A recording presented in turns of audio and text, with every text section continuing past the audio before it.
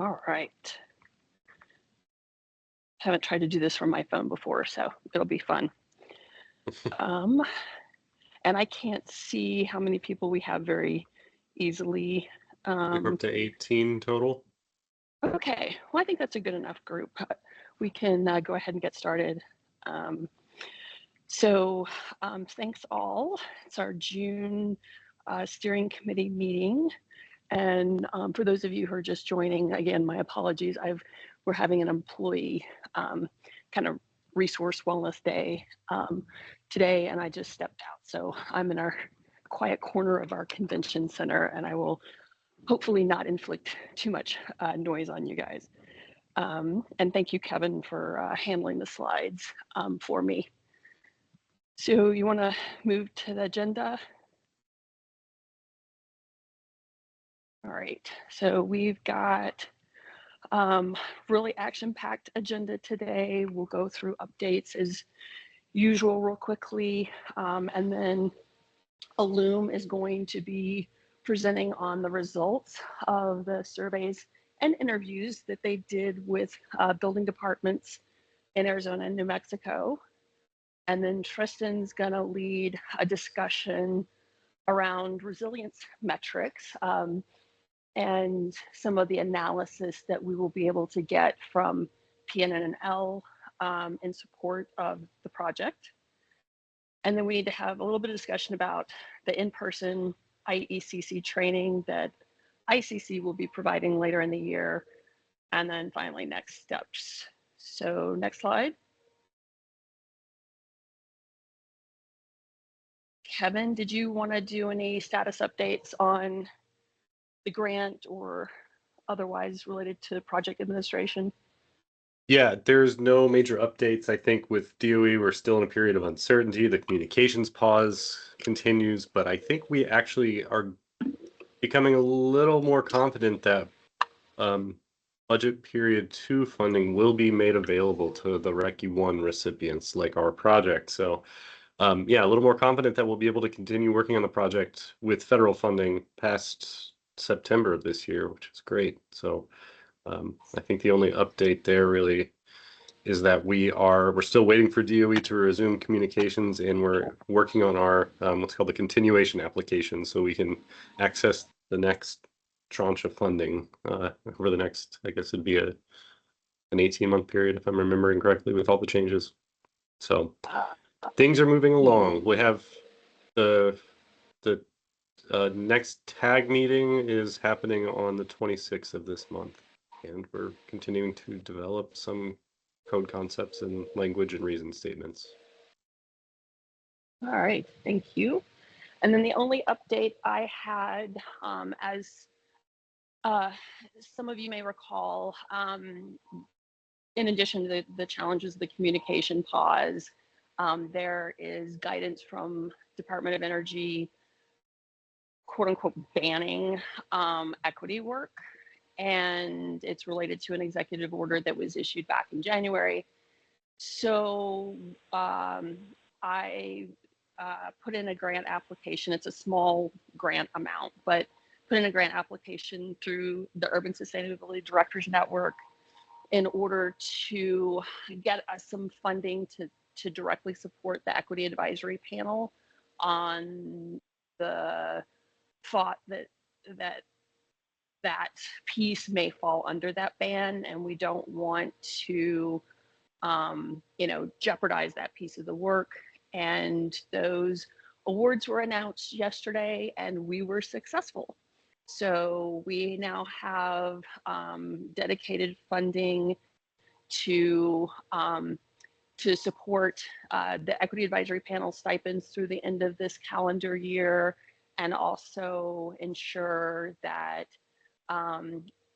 SHEA can continue to kind of lead and support the EAP without risking not being able to get reimbursed.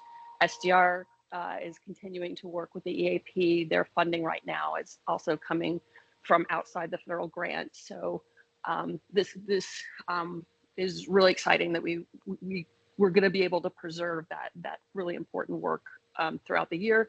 And then hopefully by then we find out that we can do this and voice it. So that is my only update. And then I think, let's go to the next slide. Yep. All right. And this is handing it to you. All right. Hi, everyone. I am excited to share that Michael and I, Michael Strawn, who's on as well, will be sharing our baseline survey and interview results. So I'll go through a very quick orientation to who we are, just for context for folks that maybe not be in the loop on Ellume and what we get up to as an organization. And then Michael will run us through all of the the results that we're excited to share. So as you know, we were contracted after the sort of grants were issued to conduct this baseline assessment. And so we did that through surveys and through in-depth interviews. Ellume is a e-source company that's nationally based. We work throughout the United States with a real focus on sort of the human dimensions of energy and clean energy challenges, and spend a great deal of time doing work in support of initiatives like this, trying to understand the market, where clean energy investments can and should take place, and then evaluating the efficacy of those investments for our clients as they are making decisions as to what to include in their portfolios and what to pursue. So our team of researchers vary from data scientists and social scientists to market researchers, as well as urban planners and other folks who focus on the energy industry. So I won't get into that because I know we have so much we want to cover, but I wanted to give just a quick introduction of us so that you have a better understanding of what and who is informing this work. So we'll go ahead and turn it over to Michael. Hi there, thank you, Anne. Right, okay, so I'm just gonna jump right into because I know there's a full agenda today. So wanted to share a quick just kind of background timeline of what the project looked like. Back in January of 24 was when we kicked things off. And then with this group, or a subset of this group, we worked together to define our key topics. And then back in March, and then we fielded the survey that we'll learn more about what we found through that survey in August and September. And then in February of this year, we held some interviews to kind of dive deeper into that. So here we have the key topics, key research objectives and priorities that we identified through collaboration with the committee. You'll see that number 3 there was kind of handed off or taken by the equity group. And we really kind of focused on number 2, challenges and barriers that jurisdictions are facing. And then also 4 and 5, what are the needs in terms of training and resources that jurisdictions need, and what are the kind of local characteristics that impact how jurisdictions are adopting, but also implementing and engaging in those enforcement activities. So the assessment had 2 data collection phases. As I mentioned before, there was the survey, the baseline survey, and then interviews. For the survey, we distributed it to 170 officials in Arizona and New Mexico. We received 20 valid responses back only from Arizona jurisdictions, but through those 20 responses, back of the envelope math in terms of population, it's almost 60% of Arizona's population were covered by those surveys or survey responses. And then in those interviews, what we wanted to do was go a little deeper into some of the challenges and barriers that were identified through the survey, mainly to get at what is kind of at the root of the cost barriers, because in discussions and trying to scoping how we were going to approach this research, we all knew and kind of assumed that the cost is a significant barrier. So we were very specific in the survey to ask folks, what other barriers are there other than cost? And then we went to the interviews to dive deeper into kind of what do we mean by cost and affordability issues? What are these other issues that jurisdictions are facing? But then we also wanted to use the survey or the interviews to kind of fill in some of those geographic gaps, particularly reaching folks in New Mexico. And then in addition, we also spoke with some non-kind of municipal jurisdictions. New Mexico CID was key, but then also some training. Down here, you see the training and technical assistance providers, Shamskoda, the Mazingo Group, and SafeBuilt. This map just shows us who we spoke to. Orange is the survey respondents. Kind of that teal is who we spoke to through interviews, and then there's a couple of purple ones in the Phoenix area, Phoenix and Goodyear, that we spoke to, and they also submitted surveys.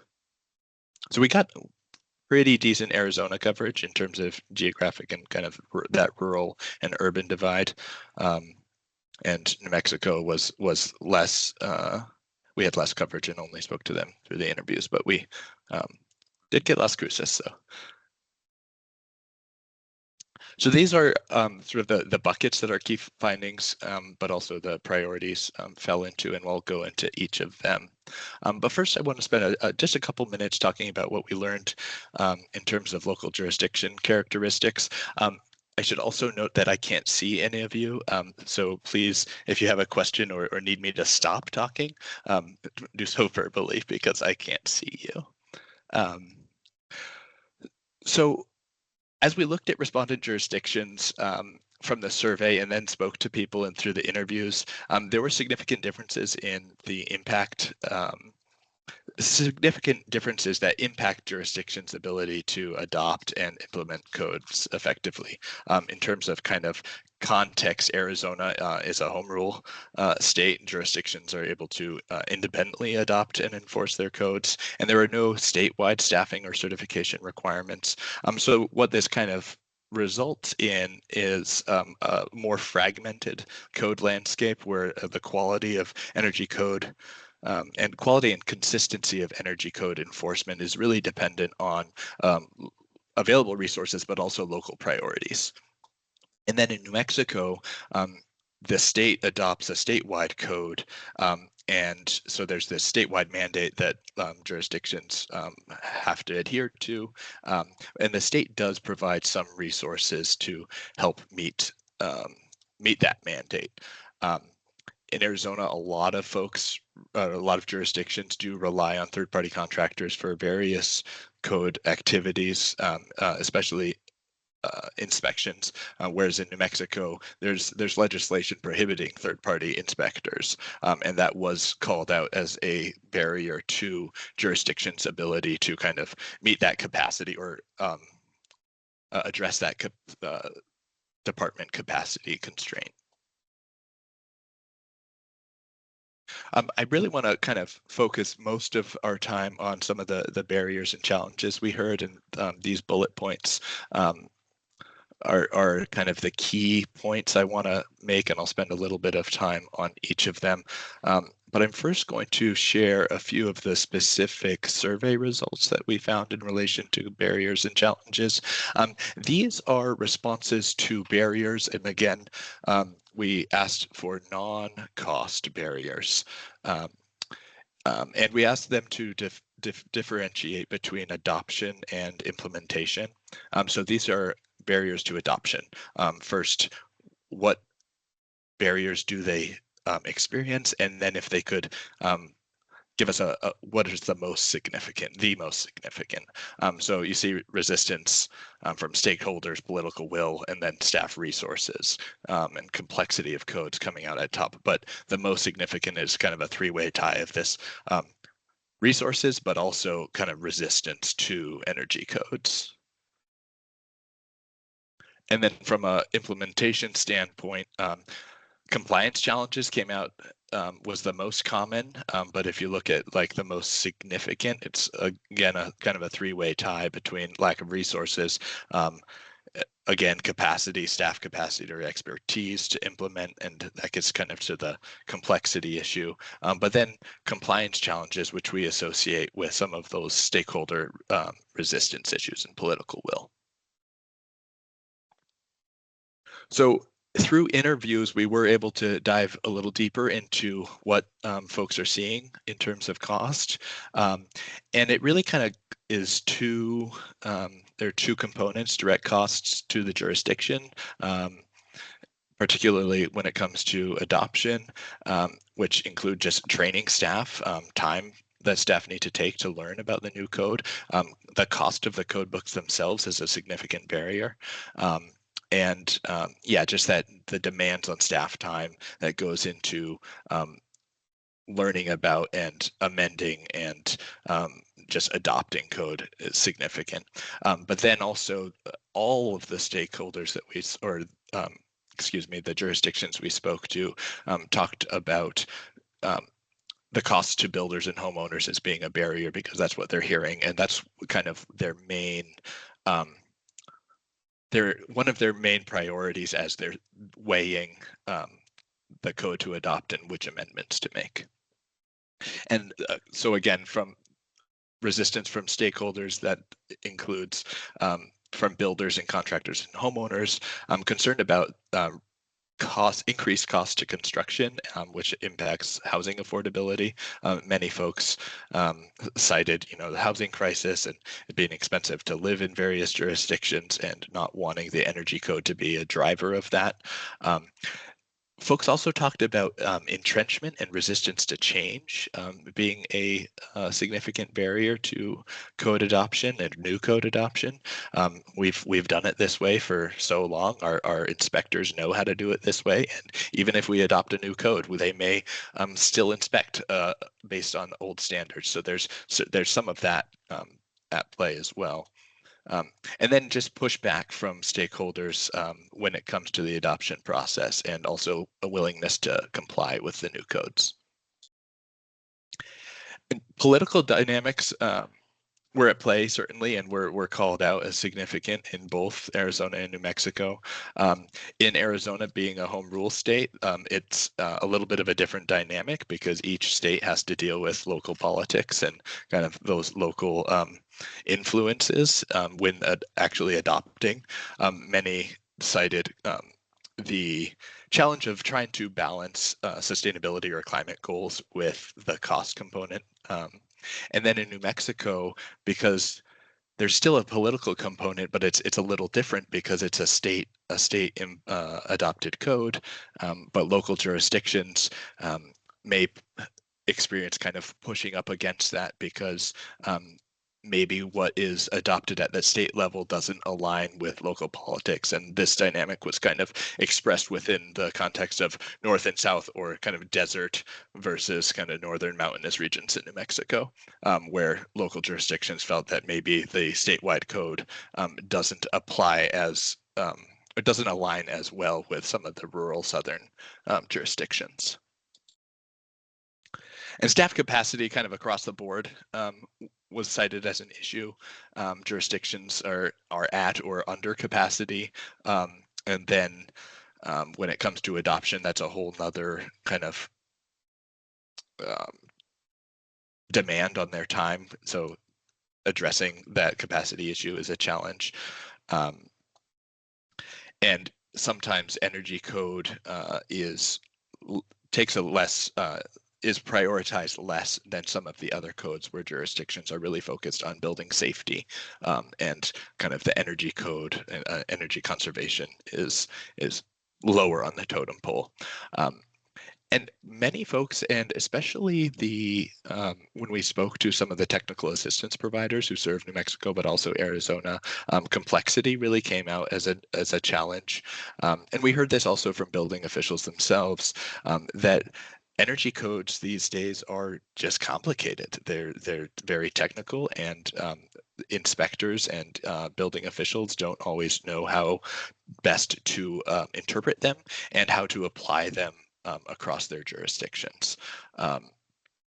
With one of the interviewees said this quote, where it's like a different language, especially compared to the other codes.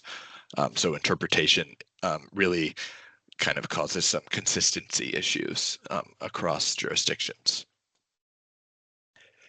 And when we come to the resources, the needs that jurisdictions expressed, it really comes to kind of what brings this all together is the need for additional training and public education and stakeholder engagement, so that jurisdiction staff have the resources and the information they need to understand the code, but also be able to implement and kind of do those inspections in a consistent way. But then also there's a public education component that will help to address some of the stakeholder resistance issues. Folks talked about where stakeholder engagement efforts were invested in, they saw a smoother process to adopting codes. And because some stakeholders just don't connect where the code is calling for certain standards, and there may be misconceptions about the cost impacts or what the return on investment is. So there's a real need for public education and stakeholder engagement. And this was reflected in the survey findings as well, where on the code adoption side, folks called for resources and information, stakeholder engagement, and then implementation. They needed training, and then also training for builders and contractors so they know how to build to code and design to code. Just trying to be cognizant of time and would like to answer questions. Sort of touched on a lot of this already, but the education and training. And then there was a role, especially we heard kind of, it's understandable, but the role of third-party support, technical assistance, and the role of the circuit rider was seen as really beneficial. And the report, which is forthcoming, has a couple additional sections, which I didn't touch on because I don't have a lot of time today, but getting at some of those jurisdiction unique priorities where kind of geographic or climate or cultural components come into play with how jurisdictions are adopting and implementing, and then our appendices where you'll be able to see kind of our approach. And we'll go to questions, and I will stop sharing so I can see you. Hi there.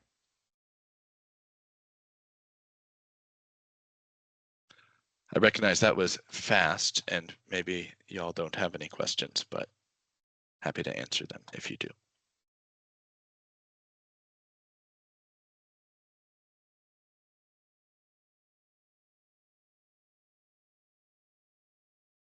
Thank you, Michael. That was very informative. Out of curiosity, are any additional outreach efforts going to be made to the building departments specifically? In terms of follow-up to this research? Follow-up and also just any additional opportunities to participate. Just thinking about the lack of participation from New Mexico. Just curious if any additional outreach is going to be planned. I defer to Anne on that. I think we're kind of up against the scope constraints of this particular effort, but Anne, if you want to add to that. Yeah, I was going to add that we've more or less hit the limits of our capacity to continue to pursue or reach out. It's been, as you know, a kind of challenging exercise to get folks on the line, driven sort of part by the delays where we sort of pushed our data collection into a peak period where lots of folks are not even in. So this kind of summer months. But then also just, I think the challenge of getting a hold of already very under-resourced people. So there were a lot of hours that were spent trying to get that outreach. Certainly as folks have like qualitative insights or things that you're learning when you're talking to people, because there are going to be more reasons to connect with them. We can find ways to reflect any of those insights into the report. But our plan is to wrap up our portion of the report and distribute that to this group for review. So you'll get more details on the things that we've learned. This was a very high level summary to honor our time constraints, but then you know, you'll have it to integrate into the broader report. So And Clayton, I would add to, we have a number of engagement sessions that we've committed to doing in budget period 1. And the thinking at this point is one of those will be focused exclusively on building departments, both to share kind of findings like what Michael presented today, but also to try to broaden engagement in the project with other communities. So I think even outside of the work that Ellume has done, there will be opportunities moving forward for that direct engagement. Awesome, thank you. And also just huge kudos to the work that's been done on this. Thank you, Anne and Michael, and you know, the entire team. Really fantastic work.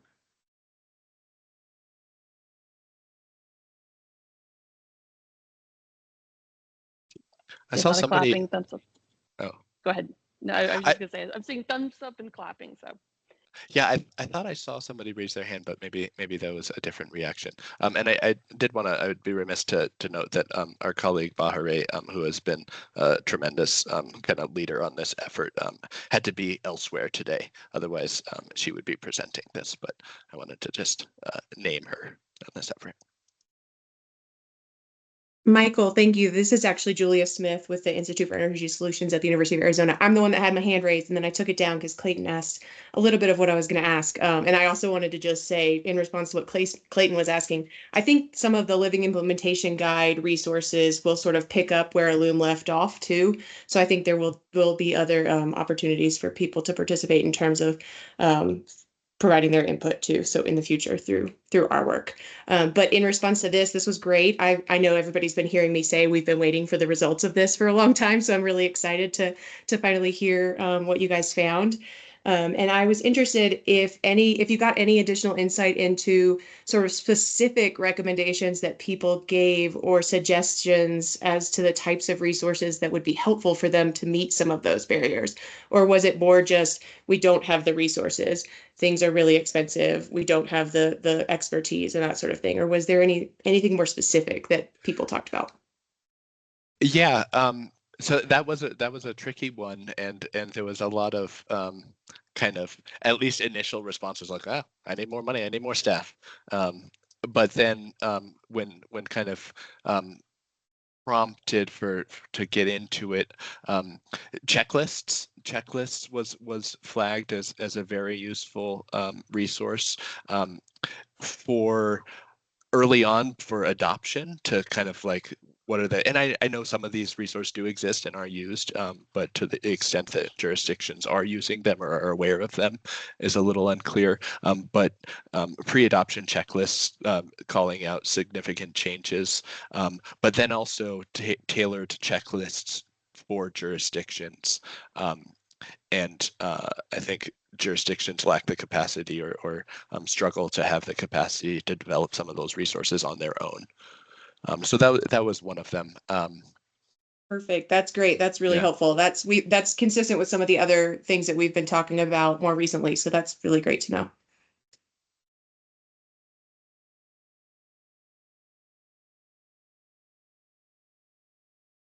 Anything else for Ellume team? Any other questions?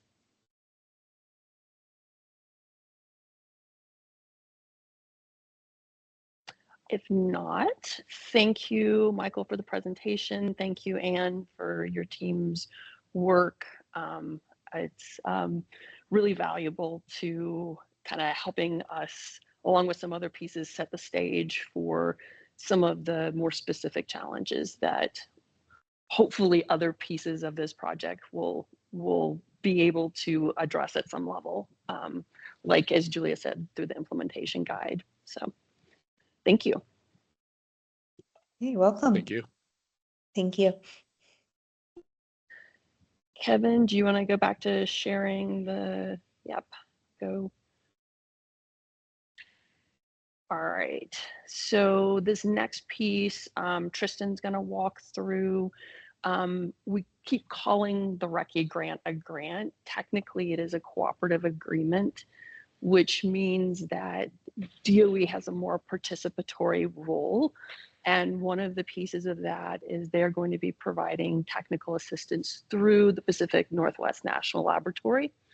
A number of you have been involved in conversations going all the way back to, I think, even October 2023 of like what that would look like.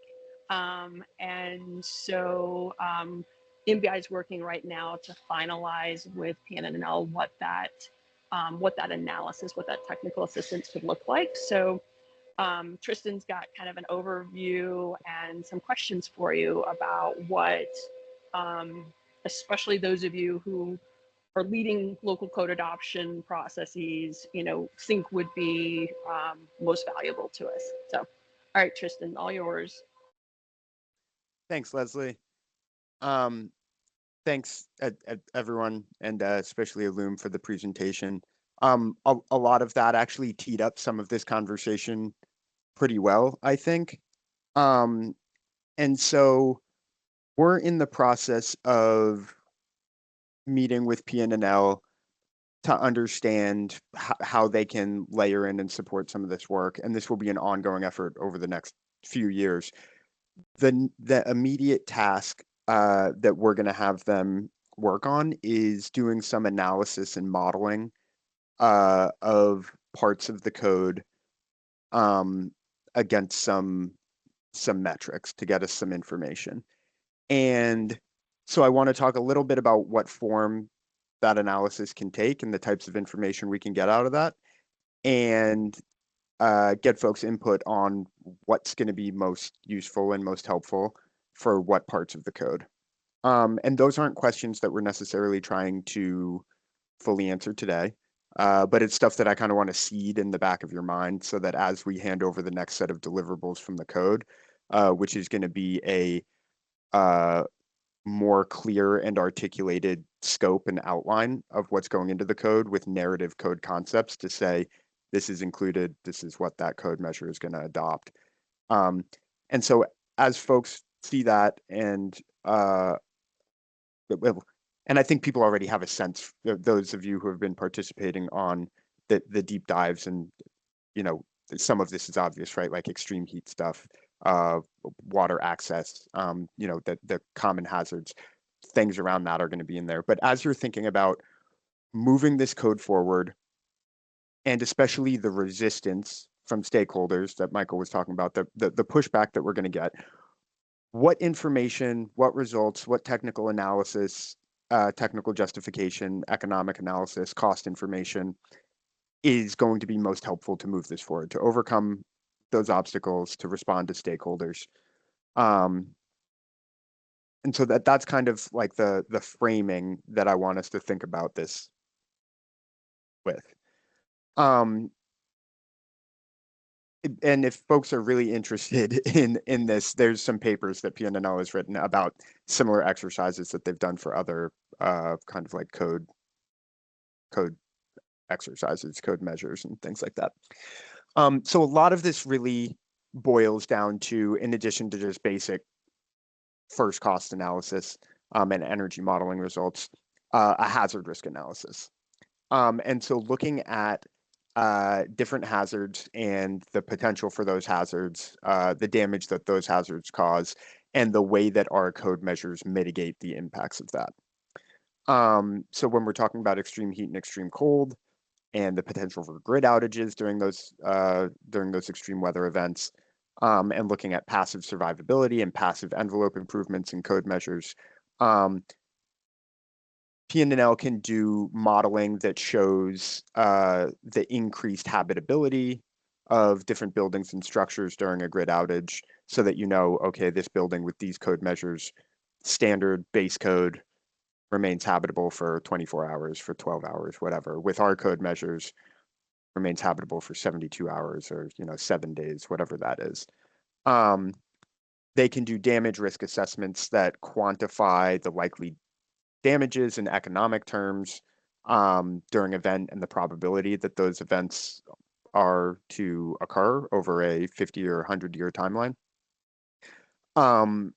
They can quantify these things in terms of lives saved and property damage. There's a value conversion that comes from somewhere that converts deaths into dollar values for the purposes of policy decision making and first cost justification. And all of this can get wrapped into life cycle benefit cost analysis that incorporates the risks and the first costs and the life cycle energy and non-energy benefits into one value that we can use to communicate the effectiveness or the cost effectiveness of the code measures. So yeah, I guess I'll stop for a minute there and see if folks have questions, if that went over anyone's head, if I can help explain any of what this process looks like.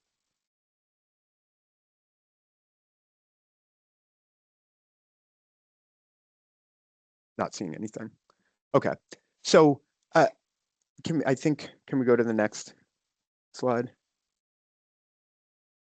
Yeah, so rather than we're in the process of giving PNNL a list of like, here's kind of our top priorities. And obviously extreme heat and water infrastructure and things around those two topics are high up. But I just wanted to open it up to the floor. And if folks don't have questions or don't have ideas right now, we can send this deck out after. You can look at it and think about it, and happy to receive this feedback as you think about it more, as you receive our next deliverables on the code and have ideas or want to schedule a time. Yeah, Anthony. Yeah, Tristan, going back to the cost benefit analysis, are you suggesting we consider other topic areas besides energy, other resource areas such as materials? We can get that information. I'm not necessarily suggesting that you use that for your like the way you evaluate it on the policy implementation side. But if that information would be helpful for how you communicate the code to stakeholders, that's all information that we can get. So I guess that's part of what we're trying to understand, is what information is going to be most helpful in the hands of the people who have to get this code passed and or make decisions about what parts of the code to include and prioritize. Okay, yeah, because the question always comes up, what's the payback period? And usually that's for energy, but it also comes up for us in other areas, water and indoor environmental quality and materials. Now, I know there's a lot of discussion about embodied carbon materials. And so there's a lot of movement there, particularly with the ASHRAE 189.1 Green Construction Code. So it sounds like it would be helpful, like energy is a top priority, but it could also be helpful to get quantification of life cycle benefits in terms of water, air quality, and embodied carbon. Okay, yeah. I know it's a lot of documentation is needed for that.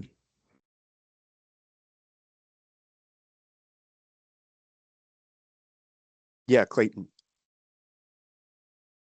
We've talked about potentially creating a tiered system that would enable different municipalities to kind of, choose their own adventure to what level of engagement they have. I'm curious if any of the cost benefit analysis will also be broken down sort of in that tiered level so that they can identify, the cost benefit of different tiers of engagement.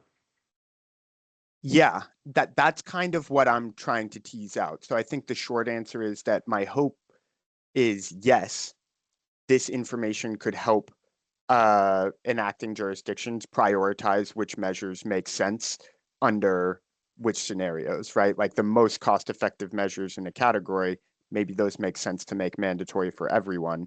and other measures that have longer payback periods, but do have significant benefits, especially when there's higher risk, maybe get triggered by different risk thresholds. So I think that's part of what we're hoping this modeling, the modeling results can prove out and inform, is how we communicate and assist and provide information for like implementation supportive information for how you all use and decide how, you know, what applies to your jurisdiction.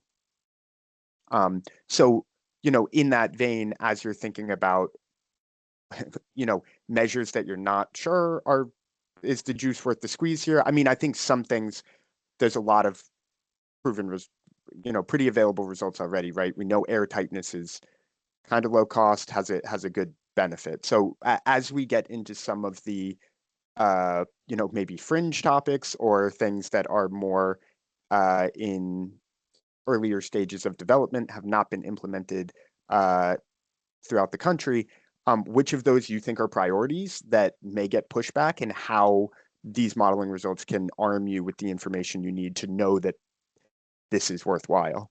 And that could be both code measures or priority building types. Yeah, all of that. And again, we're not going to get through all this today, so just kind of want to seed these ideas.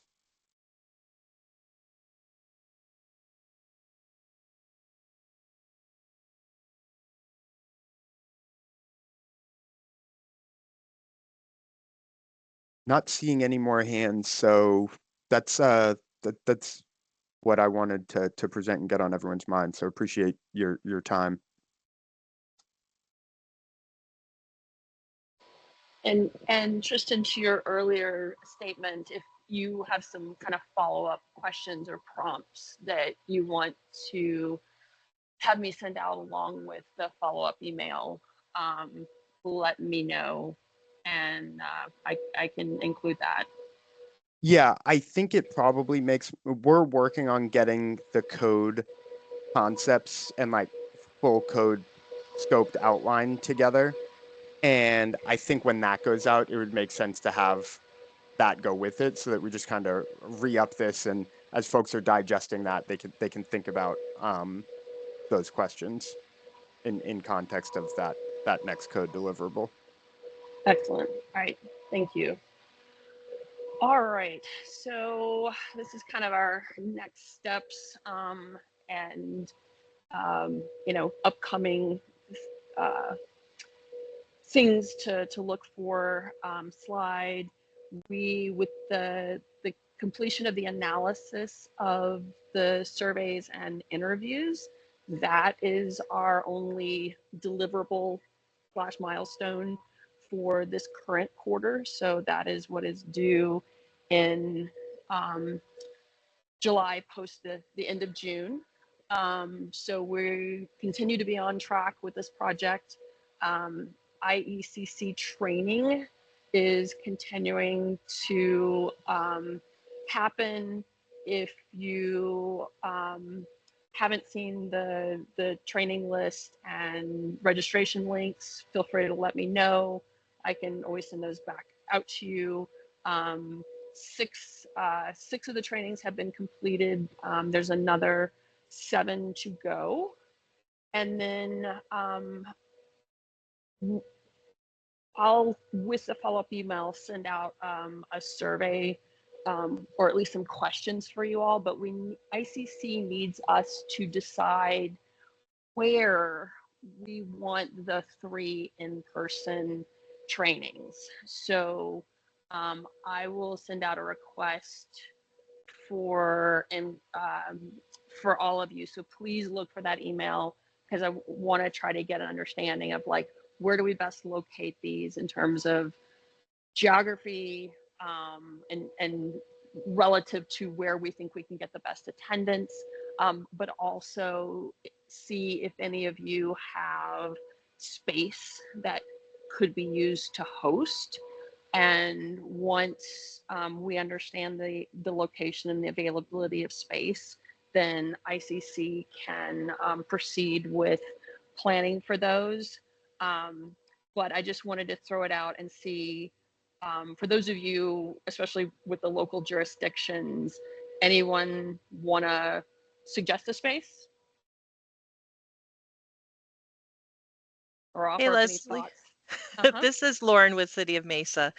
Quick question for you. How many people are you expecting to attend the in-person? Because that'll help me gauge if we will have space available. I don't know, Clayton, other building official folks, if we, I mean, I think Lauren, it would depend in part where they're located and people's willingness to travel from other areas. But there was a lot of interest, I think, in when we were doing the planning sessions in the in-person ones. And while we opened up the webinars to both building departments and to industry, the intent behind the in-person is really to be focused exclusively on the building departments. The request, the what was brought up in the planning discussions about being most helpful would be sessions focused around how do you review to the energy code, how do you inspect to the energy code. So really kind of a little bit more and on how staff in those roles can do that more effectively. So Clayton, your thoughts on, and Mike? Yeah, I will say that, you know, it's dependent on location, like you said. It's also dependent, I think, on duration. So building departments, obviously, you know, in order to send inspectors and plan reviewers to these types of events, have to sacrifice those people for their regular duties, which also means they typically can't just send their entire staff at the same time because somebody's still got to be there doing the work. So, but I will say that, you know, when there's ASBO trainings or other ICC sponsored trainings where people pay to attend, they usually fill a room. And so, you know, it's pretty easy to get, you know, 30, 40 people that are, you know, focused on the building safety departments to attend, especially if it's a free event that's local. They probably won't come from very far away if it's only for an hour long. So like, again, those are some of the factors. And also I'd be curious, you know, how many people have attended the virtual events thus far? That might also help be an indicator. Yeah, I can reach out to ICC and see what the attendance has been. I've only made one of them, and I think there was about 20 or so people on it, and it wasn't all building department staff though. So, Mike? Yeah, one of the things that we may want to think of is coming up this fall, ASBO's going to have an event, institute in Mesa, which is kind of going to be centrally located. And a lot of departments are going to be sending staff already to that area, and it might be something that we can, you know, co-opt, add an extra day with them or do something like that on a Friday and host these classes. Then I think we might get a lot more engagement since, you know, departments are already managing their staff loads to send people there. Yeah, that's a really great idea, Mike. Isn't that institute in October? It is. So, Kevin, that's something we might want to think about is as part of our continuation saying, you know, this one aspect we want to continue into October, because I think Mike's making a really good point that we could, if we leverage the existing ASBO training, we could probably get even better attendance. And I think if we communicate that to DOE, having a little flexibility and wrapping up that one deliverable would make sense. Yeah, that's great feedback. Are we thinking just shifting one of the 3 in person then to the October date?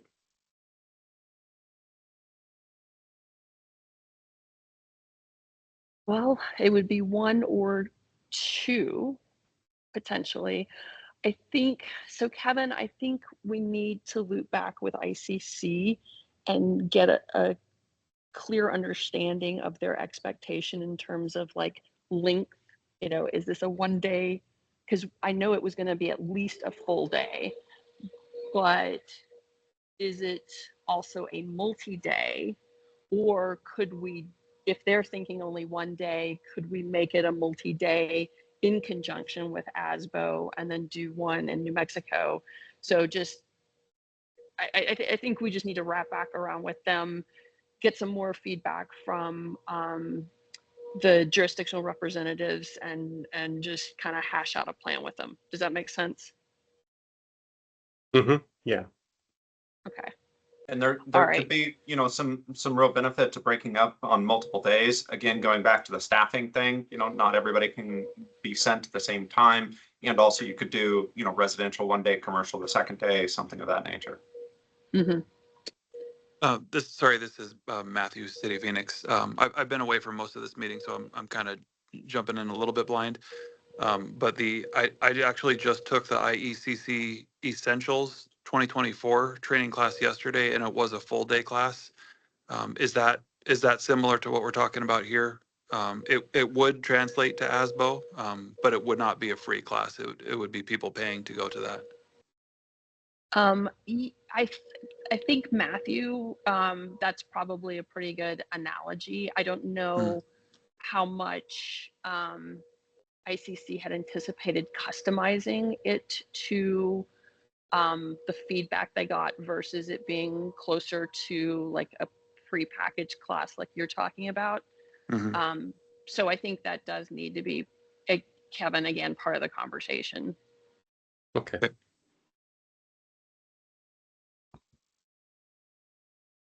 All right. Well, I'll send out a little questionnaire with the follow-up from the meeting to get some additional thoughts about location, timing, but this has all been really helpful, folks. I appreciate that. And then also ongoing between now and September, I mentioned earlier, at least 3 community engagement sessions. As we're kind of looking at this point at potentially doing 2 for the general public, as kind of awareness building, 1 specifically focused on building officials. And then we've been having some planning discussions around how to do outreach to the building industry. And I think that's going to be a slightly different strategy than like just hosting a virtual community engagement session. So we're going to take a very kind of strategic and deliberate approach on the industry side to make sure that we're keeping them informed and they know what's coming and they feel like they have opportunity to provide input. But it's, like I said, we're going to do it in a little bit more deliberate fashion. One of the points of discussion as we've been kind of thinking about these community engagement sessions is the fact that so many jurisdictions are going through I-code updates right now and making sure that we're not conflating in people's minds, you know, what's happening at the local level plus what the collaborative's doing. So we just want to be really mindful and careful about how we approach that. So that engagement will happen a little later in the year probably, but we're putting a strategy together, and thank you all of you who've been involved in some of those discussions. It's been really helpful. Kevin mentioned the TAG meeting coming up later this month. There's also an EAP meeting as well. Because the EAP did not meet in December when the TAG did, they're a little behind in meetings. So we've got 3 more, including the one in June that we need to hold, 2 more for the TAG, and we will have completed those deliverables. And then Kevin, you want to move to the next slide? And then these are kind of the final, like a little bit more document based kinds of deliverables. So Tristan had talked about, scoping out the resilience code, and the way the SOPA reads, it's called program packages, but it's really meant to be the roadmap and, the whole suite of code and that supporting policy resource. So MBI is doing a lot of thinking. We had a really great discussion session last week with the core team. There's a subgroup that's continuing to meet to really dig into the roadmap piece. And so Kevin and Tristan will be coming to you guys next month. And this is a big one to try to make sure we've got good representation on, but presenting their thoughts about the framework for the roadmap. We tentatively then have the baseline assessment report. So the work that Illum has done is going to feed into this baseline assessment report. Ariel at MBI is taking the lead on that. And so we tentatively have her talking about that report and what she's put together in August. And then in September, because the jurisdictions, you guys are ultimately the owners of this roadmap and owners of the code, you're the ones who would adopt. We are thinking to have the September steering committee meeting be jurisdictions only. Everybody else on this call is on the core team, so they'll have their own opportunity to weigh in, but really just have a space for you guys to see the final package. Again, it won't be code language, it won't be like a draft of the roadmap, but see the overall structure, see the direction this is going before it goes to DOE at the end of this budget period. So some really, really important pieces that are coming up. So hopefully we'll see you at these next 3 steering committee meetings in this budget period. So I think that's my last slide. Yep. All right. So in the last minute, anything else for the good of the order? Kevin, Tristan, anything else you want to add? I've just emphasized that, yeah, the budget period 1 ends September 30th. So that's why we're sort of stacking all these deliverables in the next few steering committee meetings. Pretty important as we hit that milestone. Yep. Yeah, nothing on my end. Thanks everyone who spoke, presented, and appreciate everyone's attendance. Great. Well, thank you all. Have a good rest of your day, good week.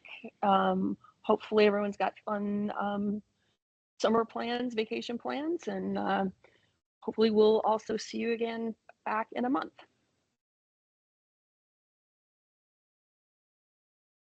Take care all.